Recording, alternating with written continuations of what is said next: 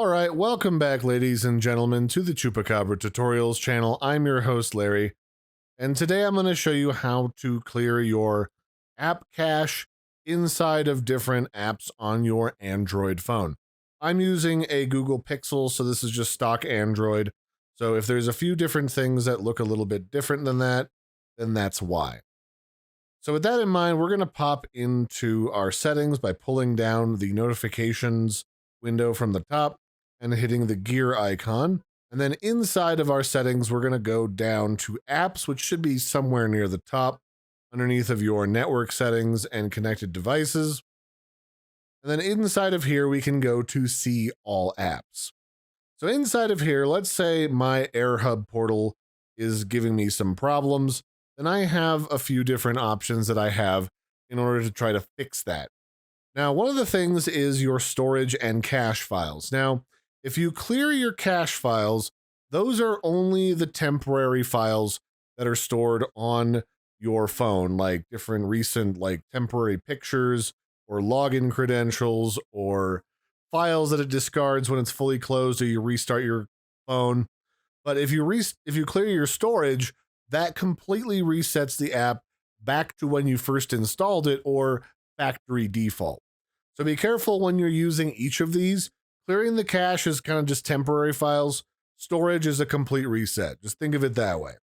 So when you want to reset your app cache, all you have to do is click the button for that, and boom, all those temporary files are gone. Now that said, it'll still probably retain all of the stored stuff. So if you're trying to save space on your phone and you want to just reset it to clear its brain out, that's when you'd probably want to reset the storage. Just keep in mind, you'll probably have to completely log back in and set all your settings back up, depending on the app. From there, there's a little bit more information that's available on this screen. It'll tell you how much you use that app.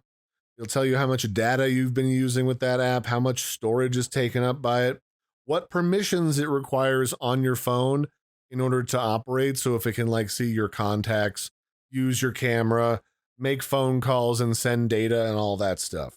It'll show you how much battery draw this app has, if it's opened by default by certain links or other things. And most of this is pretty straightforward. It'll even tell you where you got this app, if it was loaded from the internet because you downloaded it and installed it on the side, or if you installed it from the Google Play Store entirely.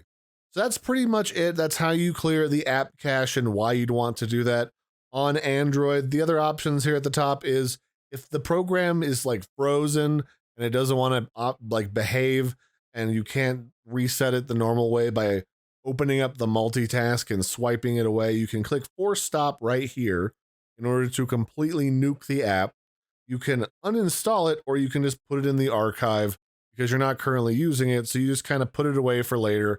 It's saved to your library in the App Store, but it's not currently on your computer.